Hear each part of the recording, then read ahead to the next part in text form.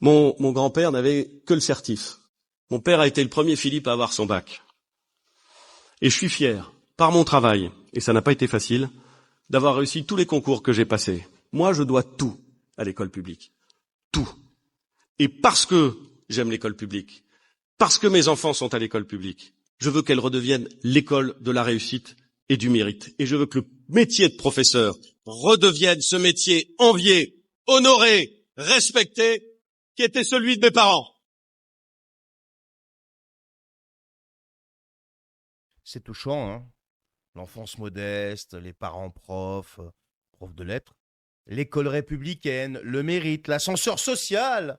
Oh, on dirait vraiment, je sais pas moi, un espèce de conte de fées ou je sais pas moi, une histoire de je sais pas qui, de je sais pas quoi. Bref, associez ça à ce que vous voulez.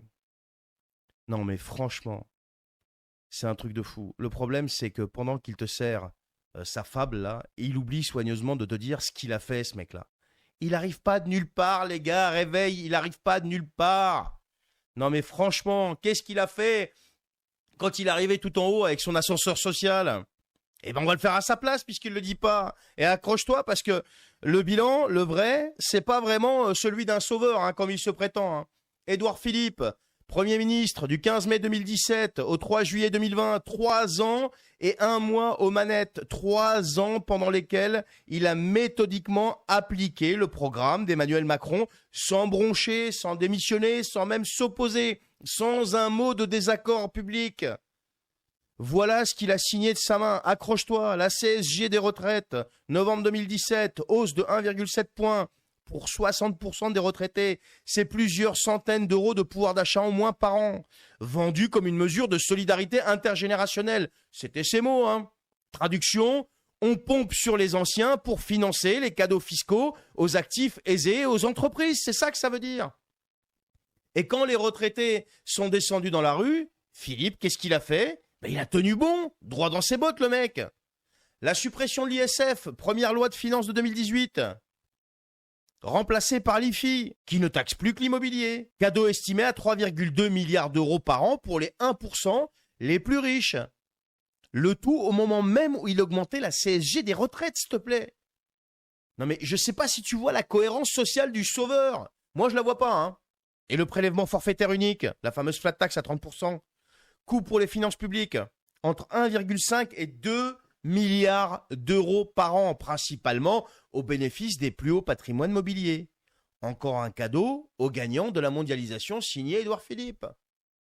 On peut être pour ou contre, hein. Moi, je te donne tout ce qu'il a fait, le fameux sauveur. Les 80 km/h sur les routes secondaires, juillet 2018, mesure imposée d'en haut contre l'avis des élus locaux, des associations d'automobilistes et de toute la France périphérique. Officiellement pour sauver des vies, officieusement, des millions d'euros de PV supplémentaires dans les caisses de l'État. C'est cette mesure-là, plus la hausse des taxes sur le carburant, qui a mis le feu quand même au rond-point en novembre 2018. La gestion des gilets jaunes, tiens.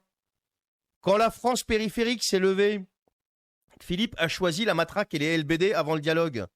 Loi anti-casseurs du 10 avril 2019, validée même après censure partielle du Conseil constitutionnel, interdiction administrative de manifester, usage massif des LBD 40, bilan officiel, 25 personnes éborgnées, 5 mains arrachées, des milliers de blessés.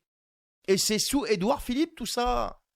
C'est sous Édouard Philippe que la France a été condamnée par l'ONU, par le Conseil de l'Europe, par Amnesty International pour usage disproportionné de la force. L'application du fameux CETA, juillet 2019, le traité de libre-échange UE-Canada, négocié dans l'opacité la plus totale, voté en force malgré une opposition massive du monde agricole. Conséquences directes, viande aux hormones, antibiotiques de croissance, OGM, normes environnementales au rabais qui débarquent dans nos assiettes pendant qu'on étrangle nos paysans avec des normes françaises, européennes, 3 fois plus strictes. Philippe a fait passer ça à l'Assemblée nationale. Souviens-toi de ça la prochaine fois qu'un éleveur français se suicide. Mais il faut dire les choses, il faut dire les choses. La réforme de l'assurance chômage, novembre 2019. Durcissement des conditions d'indemnisation, recalcul du salaire journalier de référence défavorable aux travailleurs précaires. Résultat estimé par l'Unédic elle-même, 1,3 million de chômeurs perdants, dont 850 000 verront leur allocation amputée. La réforme des retraites par points, fin 2019. C'est Édouard Philippe qui a porté le projet à l'Assemblée. C'est lui qui a déclenché la grève la plus longue de la SNCF depuis 1968. C'est lui qui a sorti le 49.3 le 29 février 2020 pour passer en force. Alors le coco est venu stopper la machine, rappelez-vous, mais la matrice était posée. Borne n'aura plus qu'à reprendre le dossier tranquillement en 2023. Et puis bien sûr, la gestion du coco, on ne peut pas passer à côté. Mars 2020, le mensonge sur les masques, ils ne servent à rien, parce qu'il n'y en avait plus en stock tout simplement après la destruction des stocks stratégiques. Le confinement le plus dur d'Europe, l'attestation de sortie photocopiée qu'il fallait se signer à soi-même, et les amendes à 135 € pour avoir marché trop loin de chez toi, ou avoir été sans attestation que tu devais te signer à toi-même, mais c'est Édouard Philippe ça. La fermeture des petits commerces, pendant que les grandes surfaces tournaient à plein régime. L'application Stop Covid, fiasco technologique à 6,5 millions d'euros. La gestion catastrophique des EHPAD, où on a laissé mourir nos anciens sans visite, sans adieu, sans aucune forme de dignité. Voilà l'homme qu'on essaye aujourd'hui de te vendre comme le recours, comme le sauveur, comme le rempart face aux extrêmes. Mais qu'est-ce que c'est que ces bêtises? Où est le travail des journalistes? Où sont les journalistes qui passent leur temps à nous critiquer, nous, quand on dit les choses? Où sont les journalistes? Sortez-moi tout ce bilan à la télé. Il faut que les Français sachent, les Français n'en peuvent plus. Non mais franchement. Et puis attends, c'est pas fini, parce que je t'ai pas parlé des soutiens, parce que c'est là que la galerie des paillassons entre en scène. Parce que Philippe seul, ce serait juste un ancien Premier ministre qui tente sa chance et qui essaye d'occulter son bilan. Mais ce qui se joue, c'est l'opération de recyclage du système tout entier autour de lui. Jean-Pierre Raffarin, le fameux VRP du traité constitutionnel européen de 2005. Rappelle-toi, celui que les Français ont rejeté à presque 55% par référendum et qu'on leur a refourgué 2 ans plus tard sous le nom de traité de Lisbonne. L'homme qui a passé 15 ans à vendre la France aux intérêts chinois sous couvert de sagesse diplomatique. Le mec, il adoube Philippe, il le bénit, évidemment. Il n'y a pas que lui. Jean-François Copé, j'en ai parlé la semaine dernière ou celle d'avant. L'homme du scandale Big Malion, des comptes truqués de l'UMP en 2012, condamné à de la prison avec sursis, le mec. L'homme, l'avocat qui peut toujours exercer malgré des condamnations, ce qui est quand même bizarre, c'est impressionnant, et qui défend une entreprise d'éoliennes allemande contre un village français. Le mec qui a toutes ses casseroles au derrière et qui revient aujourd'hui en caution morale, comme si la mémoire collective avait été effacée. Il soutient Édouard Philippe, évidemment.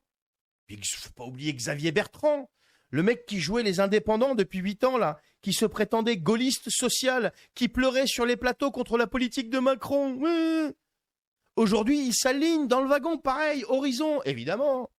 Et bien sûr, derrière, tu as tout un troupeau d'éditorialistes, de patrons de presse, de communicants qui orchestrent le narratif. Philippe le rassembleur, il a de l'épaisseur. Philippe le pragmatique, Philippe l'homme d'État. On est en train de te préparer le terrain. Ces gens-là ont passé une décennie à se faire passer pour des opposants à Macron, à pleurer dans les médias, à promettre la rupture, à te dire qu'ils n'étaient pas d'accord, alors qu'ils ont tout voté. Et maintenant que la fenêtre Macron se referme, ils organisent tranquillement la succession entre eux, à découvert, et comptent sur ton amnésie pour que tu signes encore une fois le même chèque en blanc. C'est pas une recomposition politique, ça. C'est une escroquerie démocratique. On change l'emballage, on garde le produit. Bruxelles d'abord, OTAN ensuite, multinationale toujours, souveraineté nulle part, à part dans les discours, c'est tout. Le parti unique européiste se cherche juste un nouveau visage présentable pour 2027, parce que celui de Macron est devenu trop usé, trop détesté, trop toxique. Et si on ramène Gabriel Attal, eh bien Gabriel Attal, c'est référence à Macron direct. Donc, trop usé, trop détesté, trop toxique. Alors la prochaine fois qu'Édouard te raconte son enfance en pleurnichant avec un air de musique derrière, là, bien douce, là, pour justement te titiller émotionnellement, ses parents profs, son école publique, je sais pas quoi, pose-lui la seule question qui vaille. Et ton bilan, Édouard Philippe, quand est-ce qu'on en parle de ton bilan? De tes 1145 jours en tant que Premier ministre, quand est-ce qu'on en parle? Parce que c'est pas l'enfance qui fait l'homme politique, les amis, hein. C'est ce qu'il fait du pouvoir une fois qu'on lui confie. Et lui, il en a fait quelque chose de très précis.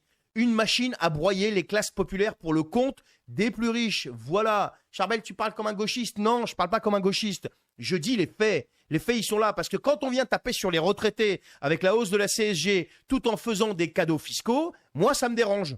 Tu vois, ça me dérange. C'est pas du gauchisme, ça s'appelle du bon sens. Donc voilà ce qui est en partie Édouard Philippe, parce qu'il y a encore tellement d'autres choses à dire. Sinon, je vais m'arrêter là parce que sinon la vidéo durerait 3 heures. C'est ça, Édouard Philippe. C'est pas autre chose. Tout le reste, c'est de la communication.